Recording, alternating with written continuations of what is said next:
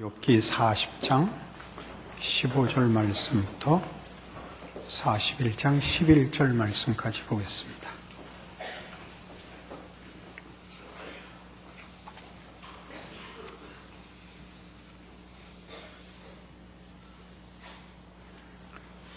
이제 소같이 풀을 먹는 베헤못을 볼지어다. 내가 너를 지은 것 같이 그것도 지었느니라. 그것의 힘은 허리에 있고 그 뚝심은 배의 힘줄에 있고 그것이 꼬리치는 것은 백양목이 흔들리는 것 같고 그 넓적다리 힘줄은 서로 얽혀 있으며 그 뼈는 놋관 같고 그 뼈대는 쇠막대기 같으니 그것은 하나님이 만드신 것 중에 으뜸이라. 그것을 지으시니가 자기의 칼을 가져오기를 바라노라. 모든 들 짐승들이 뛰노는 산은 그것을 위해 먹이를 내느니라. 그것이 연잎 아래나 갈대 그늘에서나 늪 속에 엎드리니 연잎 그늘이 덮으며 시내버들이 그를 감싸는도다. 강물이 소용돌이 칠지라도 그것이 놀라지 않고 요단 강물이 쏟아져 그 입으로 들어가도 태연하니 그것이 눈을 뜨고 있을 때 누가 능히 잡을 수 있겠으며 갈고리로 그것의 코를 꿰를 수 있겠느냐. 네가 낚시로 리워야단을 끌어낼 수 있겠느냐. 노끈으로 그 혀를 맬 수 있겠느냐. 너는 밧줄로 그 코를 꿰를 수 있겠느냐. 갈고리로 그 아마귀를 꿰를 수 있겠느냐. 그것이 어찌 네게 계속하여 간청하겠느냐. 부드럽게 네게 말하겠느냐. 어찌 그것이 너와 계약을 맺고 너는 그를 영원히 종으로 삼겠느냐. 네가 어찌 그것을 새를 가지고 놀듯 하겠으며 네 여종들을 위하여 그것을 메어두겠느냐.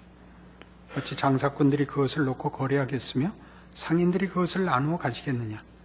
네가 능히 많은 창으로 그 가죽을 찌르거나 작사를 그 머리에 꽂을 수 있겠느냐. 네 손을 그것에게 얹어보라. 다시는 싸울 생각을 못하리라. 참으로 잡으려는 그의 희망은 헛된 것이니라. 그것의 모습을 보기만 해도 그는 기가 꺾이리라. 아무도 그것을 격동시킬 만큼 담대하지 못하거든 누가 내게 감히 대항할 수 있겠느냐. 누가 먼저 내게 주고 나로 하여금 갚게 하겠느냐. 온천에 있는 것이 다 내 것이니라. 우리 지금 보는 성경은 개역 개정입니다. 그리고 이 전 성경은 개역 성경이었죠. 개역 성경에는 그 40장 15절 이제 소같이 풀을 먹는 베헤못을 볼지어다는 베헤못은 하마로 번역을 했었고 41장 1절에 나오는 네가 낚시로 리워야단을 끌어낼 수 있겠느냐는 악어로 번역됐었습니다. 그게 정확히 무엇을 의미하는지 몰라서 이제 그 문맥상 앞에 있는 것은 하마, 뒤에 있는 것은 악어, 우리가 아는 짐승 이름을 붙였다가 이제 원문대로 그냥 돌아가고 말았습니다. 괴물이라고 번역하면 넓게 맞는 표현입니다. 그리고 앞에를 하마, 뒤를 악어라고 해도 우리한테는 이해에 큰 어려움이 없습니다. 그런데 하나님이 왜 이 베헤못과 리워야단을 끌어들였는가 하는 것이 이제 중요한 문제이죠.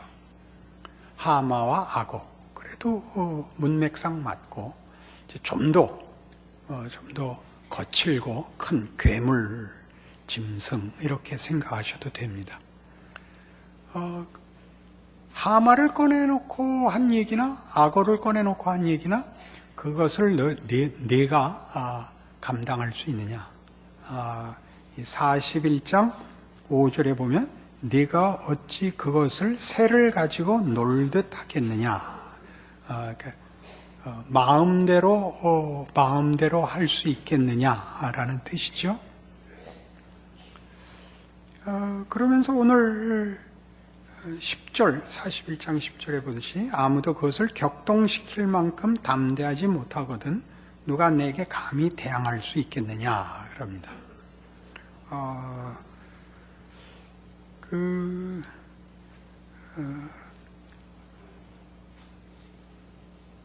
욥의 어려움은 하나님을 믿는 것을 잠시도 포기하거나 의심하지는 않았는데 하나님의 하나님 되심이 자신의 경험 속에서 이해할 수 없는 부분이 생겼지요.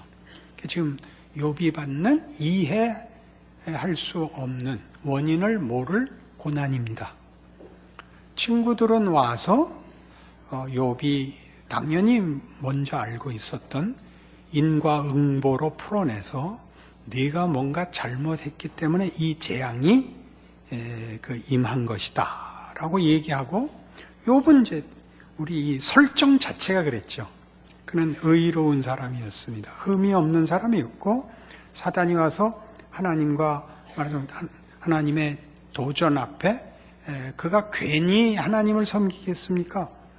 복 주시니까 섬겼죠. 그래서 인과응보의 그 원칙을 깨기로 했습니다. 그렇게 시작된 거죠. 그러니까 욥은 이유 없이 고난을 당하는 것입니다. 여기에다가 의문을 던지고 거기서 답을 찾으려고 하면 욥기는 잘못 읽는 것입니다. 그러니까 욥 스스로도 그렇죠. 하나님의 통치를 벗어난 일은 있을 수 없는데 말이 안 되는 일이 왜 현실에 일어나느냐 이겁니다. 욥기의 설정을 분명히 하자 이겁니다. 거기에 하나님이 폭풍우 가운데 나타나셔서 이제 욥의 질문에 대하여 답하는 내용 속에 이제 하마와 아고를 끌어들이십니다. 뭐라고 끌어들이죠? 네가 하마를 아고를 네 마음대로 놀이개 같이 주무를 수 있느냐? 그 얘기를 합니다. 그럴 수 없다.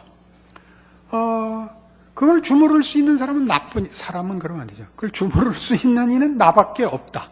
너를 짓듯이 그것들도 내가 지었다. 이겁니다. 이게 무슨 대답이냐 하면 너에게 일어난 고난을 네가 물리칠 수 있느냐? 그 얘기입니다. 너에게 일어난 고난을, 그 이유 없는 재난을 네가 해결할 수 있느냐? 없지. 그렇게 묻고 있습니다. 뭐같이? 하마와 아고를 장난감 다루듯 할 수 없듯이. 그리고 그 괴물을 하나님이 만드셨고, 하나님은 얼마든지 자기 손 안에 모든 피조물을 갖고 부릴 수 있듯이 너에게 일어난 재앙도 나만이 부릴 수 있고 너는 해결할 수 없다. 이렇게 답이 되는 것입니다. 없애면 되죠. 창조의 하마와 악어가 없어요. 괴물이 없었으면 놀랄 게 없잖아요. 욥에게 재난이 없었으면 불평할 게 없었을 거 아니에요. 근데 만들었잖아요. 실제로 있잖아요. 그게 무슨 뜻일까요? 그게 무슨 뜻일까 하는 겁니다. 시편 8편에 이제 중요한 답이 등장을 하죠. 시편 8편을 봅시다.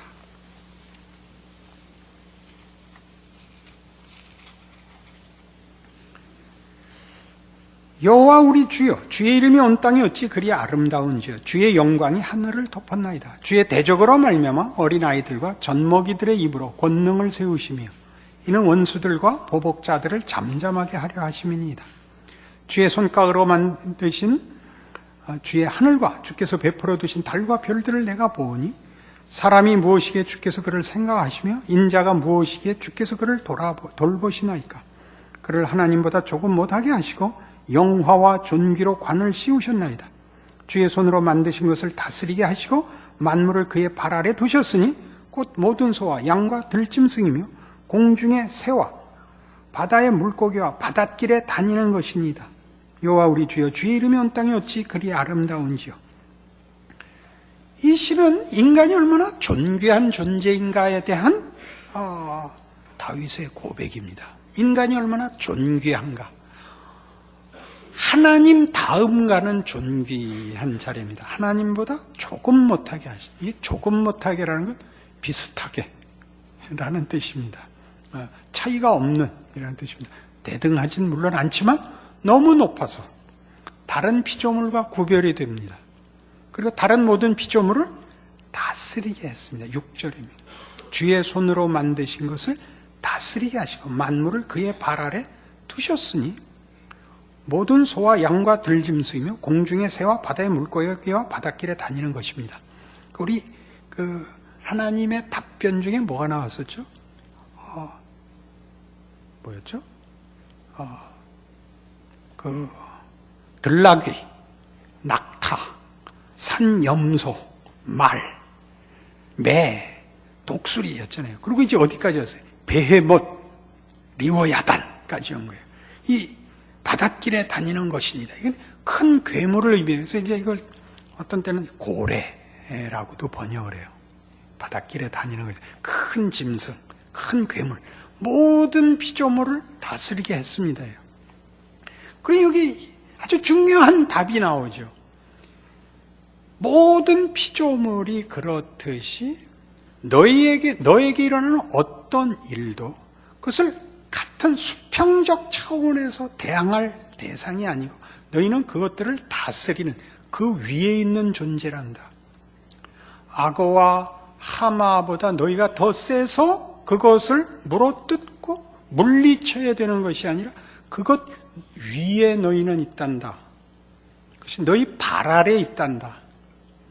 너에게 일어나는 모든 재난은 너희가 해결하고 부딪혀야 되는 수평적 차원에서의 문제가 아니고 너희는 그 위에 있게 하기 위해서 하나님이 그것으로 너희를 이렇게 떠받친 속을 채우는 일들이란다.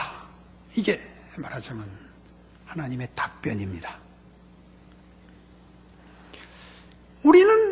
우리가 당하는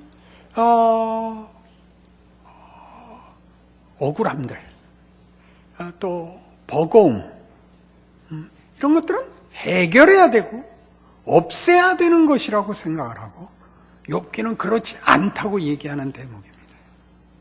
시편 8편이 얘기했듯이 여호와 우리 주여 주의 이름이 온 땅에 어찌 그리 아름다운지요. 이것은 끝절에 나오죠. 9절에 다시 반복되죠. 여호와 우리 주여 주의 이름이 온 땅에 어찌 그리 아름다운지요.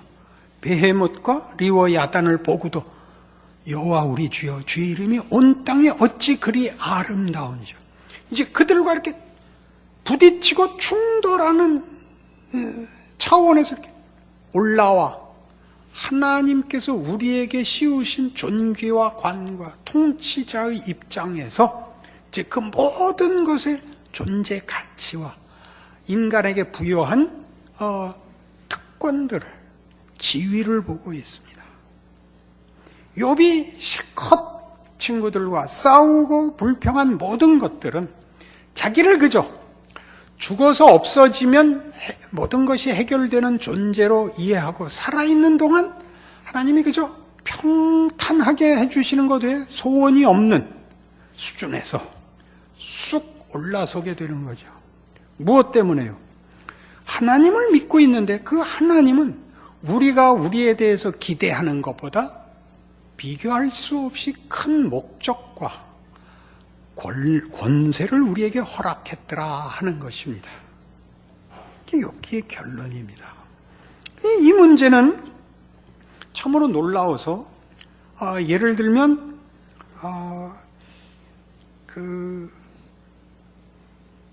욥기 40장 우리 보았을 때 본 이 문제, 욥기 40장 10절에 너는 위엄과 존귀로 단장하며 영광과 영화를 입을지니라. 너의 넘치는 노를 비우고 교만한 자를 발견하여 모두 낮추되 모든 교만한 자를 발견하여 낮아지게 하며 악인을 그들의 처소에서 짓밟을지니라. 그들을 함께 진토에 묻고 그들의 얼굴을 싸서 은밀한 곳에 둘지니라. 그리하면 네 오른손이 너를 구원할 수 있다고 내가 인정하리라. 이제 욥에게 뭘 묻냐 하면 네가 하마를 맨손으로 당할 수 있느냐? 네가 악어를 네 마음대로 네 손으로 놀릴 수 있느냐? 그럴 수 없지 않느냐? 네가 네 고난에 대해서 불평한다면 네가 네 고난을 그럼 스스로 해결해라. 그럴 수 있으면 내가 너 능력 있다고 하겠다. 그 대목이에요. 근데 너는 위엄과 존귀로 단장하며 영광과 영화를 입을지니라. 네 영광을 네가 할 수 있는 것 채워보라. 네가 소원하는 영광. 하나님 어찌하여 나에게 고난을 주셨습니까? 라고 외친 그것, 네가 원하는 영광, 네가 원하는 영광을 네 힘으로 해결해라. 그럼 내가 너 인정하마. 그러면 지금 오늘 본문으로 들어서 너 하마를 맨손으로 잡고 아고를 맨손으로 잡아라. 그럴 수 없듯이 네가 당한 고난을 네가 해결할 수 없는 것 아니냐. 네 영광은 네 손으로 만드는 영광보다 큰 하나님이 만드는 영광이란다 라는 것이 40장 14절, 그리하면 네 오른손이 너를 구원할 수 있다고 내가 인정하리라 입니다.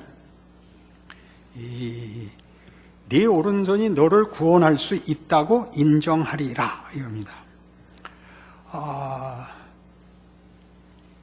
욥의 오른손 성경에 많이 나오는 거죠. 구약에 하나님이 오른손을 드사, 하나님의 힘 얘기할 때는 여호와의 손, 여호와의 팔 하는 관용구가 늘 등장하죠. 재밌는 거 하나 볼까요? 이사야 53장의 메시아에 대한 예언 1절, 우리의 전한 것을 누가 믿었느냐. 그 다음 해봐요. 뭐죠? 여호와의 팔이 누구에게 나타났느냐란 말이에요. 여호와의 팔이 누구에게 나타났느냐. 예수에게서 나타났죠. 예수로 나타났기 때문에 다 안 믿었단 말이에요. 다 안 믿었단 말이에요.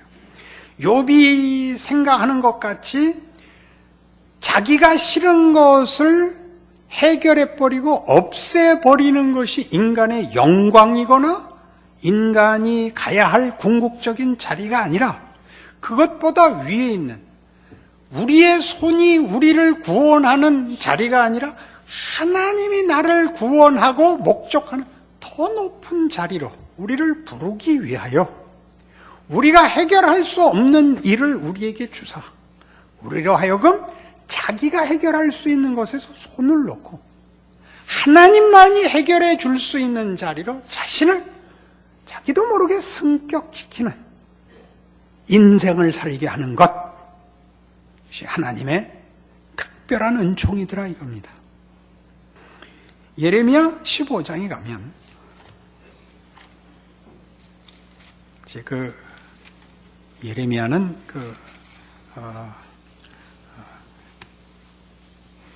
유대가 망하기 직전부터 선지자로 부름을 받아서 이제 망하는 그 과정 내내 선지자 노릇을 합니다. 15장 15절. 그러니까 이제 하나님의 벌을 받는 것이니까 순종해라. 그래갖고 이제 매국노가 되는 거죠. 여호와여, 15장 15절입니다. 여호와여, 주께서 아시오니 원하건대 주는 나를 기억하시며 돌보시사 나를 박해하는 자에게 보복하시고 주의 오래 참으심으로 말미암아 나로 멸망하지 아니하게 하옵시며 주를 위하여 내가 부끄러움 당하는 줄을 아시옵소서. 만군의 하나님 여호와시여, 나는 주의 이름으로 일컬음을 받는 자라. 내가 주의 말씀을 얻어먹었사오니 주의 말씀은 내게 기쁨과 내 마음에 즐거움이 오나 내가 기뻐하는 자의 모임 가운데 앉지 아니하며 즐거워하지도 아니하고 주의 손에 붙들려 홀로 앉았사오니 이는 주께서 분노로 내게 채우셨음이니이다. 나의 고통이 계속하며 상처가 중하여 낫지 아니하면 어찌 됨이니까. 주께서는 내게 대하여 물이 말라서 속이는 시내 같으시리이까. 하나님 나를 선지자로 세워놓고 붙들어 주지 않고 내버려 두셔서 대적하는 자들에게 이렇게 언제나 어려움을 당하고 수모를 당하는데 놔두시깁니까? 선지자로 세워놓고 지켜주지 않으시겠습니까? 이제 불평하는 자리입니다. 이제 하나님이 답하십니다. 여호와께서 이와 같이 말씀하시되 네가 만일 돌아오면 내가 너를 다시 이끌어 내 앞에 세울 것이며 네가 만일 헛된 것을 버리고 귀한 것을 말한다면 너는 나의 입이 될 것이라. 그들은 내게로 돌아오려니와 너는 그들에게로 돌아가지 말지니라. 내가 너로 이 백성 앞에 견고한 노성벽이 되게 하리니 그들이 너를 칠지라도 이기지 못할 것은 내가 너와 함께하여 너를 구하여 건짐이라. 여호와의 말씀이니라. 내가 너를 악한 자의 손에서 건지며 무서운 자의 손에서 구원하리라. 예레미야가 어디까지 간 거예요? 그 사역에 지치고 난 못해 먹겠습니다. 하나님, 하나님의 말씀을 전하게 해놓고 붙들어 주시지 않고 수치와 그 고난을 당하게 버려두시면 누가 이걸 할 수 있겠습니까? 그래서 하나님이 이제 그를 붙들어 올리시는 장면입니다. 이렇게 누가 썼어요. 이 대목에 대해서. 반항적인 자기 연민의 상태에서 돌아서기를 하나님이 촉구하는 장면이랍니다. 아마 욥기의 결론은 그걸 겁니다. 반항적인 자기 연민의 상태. 나는 억울하다. 하나님은 너무하신다. 그렇지 않다는 거죠.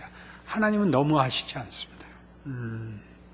하나님의 우리를 향한 목적이 있으십니다. 그걸 절대 타협하지 않으실 겁니다. 중간에 포기하지 않으실 것입니다. 그러니까 예수 믿는 것은 대단히 어렵습니다.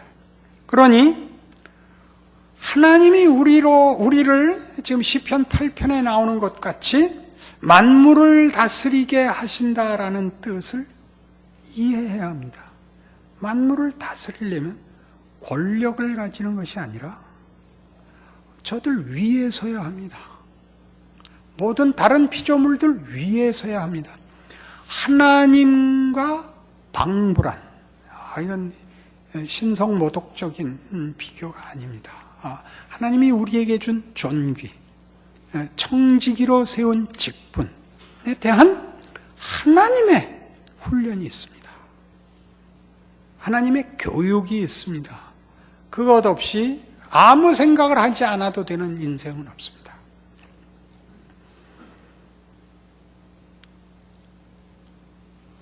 예수를 믿으면서 생각을 할 필요가 없어지는 것은 예수 믿는 거 아닙니다. 예수 믿으면 더 많이 생각해야 됩니다. 욥같이 말입니다. 믿지 않는 사람들에게는 세상의 원리는 간단합니다. 적자생존입니다. 우린 그렇지 않습니다. 우리가 기독교 신앙을 고백할 때마다 예수를 믿는다라고 하는 말을 꼭 명심하셔야죠. 예수는 오해받고 억울하게 죽으신 하나님입니다. 그걸 떠나서는 기독교 신앙을 논할 수가 없고 비켜갈 수도 없고 타협할 수 없습니다. 예수를 믿는 것입니다. 근데 그 예수는 우리를 구원하기 위하여 하나님의 권세를 힘입어 죽으십니다. 그는 제자들에게 누누이 말씀을 하시죠. 나는 섬김을 받으러 온 것이 아니라 섬기러 왔다지요. 마가복음 10장입니다.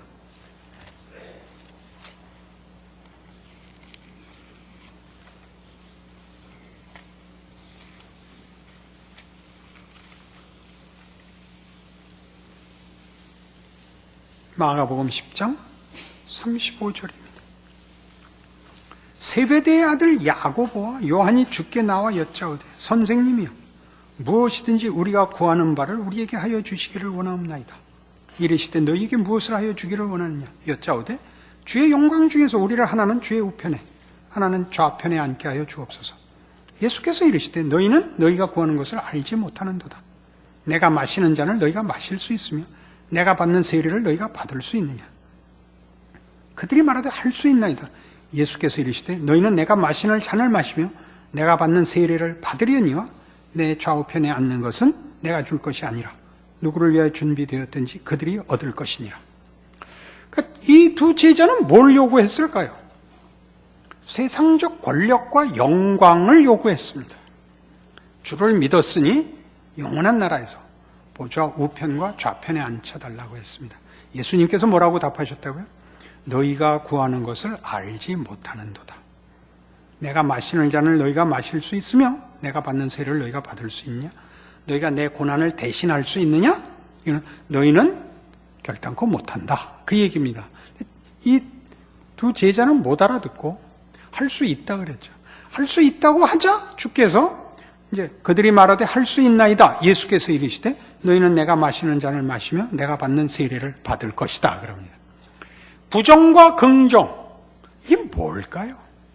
주께서만 하실 수 있는 일과 주께서 하신 일로 모두가 동참해야 되는 그 잔과 그 세례는 무엇일까요? 섬기는 거죠. 모든 존재의 위협을 없애는 것, 베헤못을 없애고 리워야단을 쳐부수는 것이 다스리는 자의 영광이 아니듯이 그 창조들이 여호와 우리 주여 주의 이름이 온 땅에 어찌 그리 아름다운지요 라는 것으로 묶을 수 없다면 그는 진정한 통치자가 아니라는 거죠. 그 통치는 시편 8편으로 돌아가서 이렇게 되어 있는 겁니다. 이렇게 여호와 우리 주여 주의 이름이 온 땅에 어찌 그리 아름다운지요 주의 영광이 하늘을 덮었나이다. 주의 대적으로 말미암아 어린 아이들과 젖먹이들의 입으로 권능을 세우시며입니다. 어린 아이들과 젖먹이들의 입으로 권능을 세우십니다. 고난을 당하면 지는 자 같고 약한 자 같고 망하는 자 같은데 하나님의 통치는 그런 방법으로 세워진답니다. 욥이 당한 고난은 다만 사탄의 시험 앞에 욥이 누구 편을 드나 보자가 아니라 사탄의 시험을 도전을 하나님께서 받아 그것으로 욥을 채우시고 높이신 방법이 됩니다. 우리에게 일어나는 일 중에 우리를 손해케 하거나 망하게 할 수 있는 것은 아무것도 없답니다. 욥은 억울하지 않은 겁니다. 이 방법밖에 없느냐? 성경은 그렇게 얘기합니다. 자기를 부인하고 자기 십자가를 지고 나를 쫓지 않는 자는 나를 쫓을 수 없다입니다. 그건 분명한 제자도입니다. 그건 권능의 문제도 헌신의 문제도 아닌 정체성의 문제입니다. 우리는 누구일까요? 예수를 믿는다는 건 무슨 뜻일까요? 여기를 통과하지 못하면 평생 불평하다 끝나는 거죠. 평생 불평하다 끝나고 무서워하다 끝나는 거죠. 무서워하다가 안심 이외에 아무것도 필요한 게 없죠. 안심하려는 거돼. 사람의 위대함은 어디 있을까요? 섬기는 데 있습니다. 우리가 나이가 들면 젊었을 때 확연히 구별되는 게 하나 있는데 감수하는 능력이 생깁니다. 감수한다는 것은 억울한 것을 삼키는 것을 말합니다. 그거는 나이가 들지 않으면 하지 못하는 겁니다. 나이가 드는 것은 다만 힘이 빠지는 것이 아닙니다. 쇠퇴하는 것도 아니며 그냥 소멸되는 것이 아닙니다. 영그는 것입니다. 드디어 숨은 자리에 서 있을 수 있게 됩니다.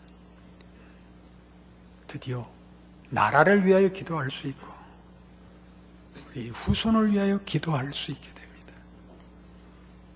그렇지 않습니까?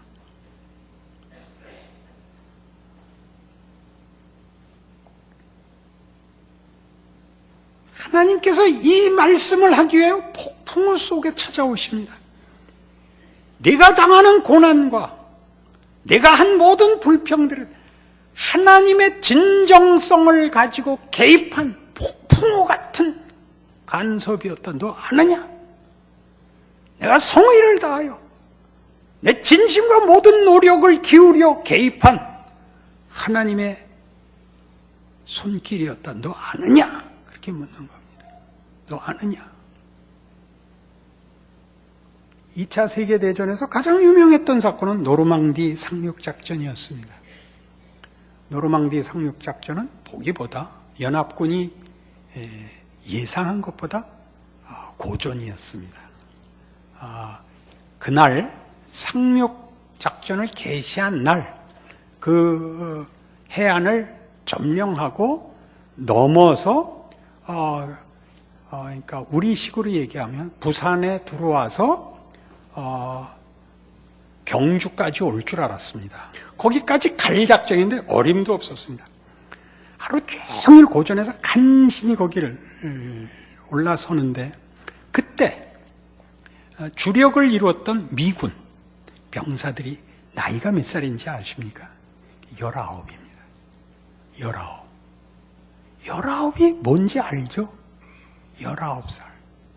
근데 그 병사들이 나중에 나이 들어서 이 고백을 해요. 우리는 그날 어른이 되었다. 이게 무슨 뜻이죠? 어른이어야만 견딜 수 있는 일을 그날 겪었다. 그 뜻입니다. 19살이 어떻게 겪었죠? 도망갈 데가 없어서. 뒤는 바다고 앞은 독일군 기관총이었습니다. 그 수밖에 없었어요. 그래서 어른이 되었답니다. 에베소서 4장에 가보시겠습니까?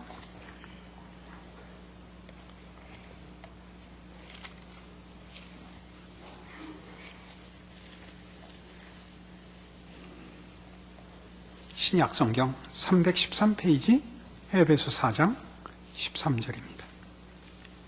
우리가 다 하나님의 아들을 믿는 것과 아는 일에 하나가 되어 온전한 사람을 이루어 그리스도의 장성한 분량이 충만한 데까지 이르리니 이는 우리가 이제부터 어린아이가 되지 아니하여 사람의 속임수와 간사한 유혹에 빠져 온갖 교훈의 풍조에 밀려 요동하지 않게 하려 함이라. 오직 사랑 안에서 참된 것을 하여 범사에 그에게까지 자랄지라.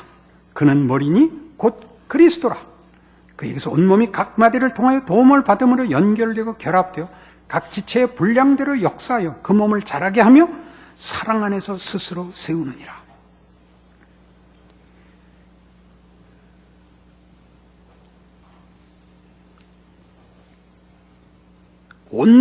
온전한 사람을 이루어 그리스도의 장성한 분량이 충만한 데까지 가야 됩니다.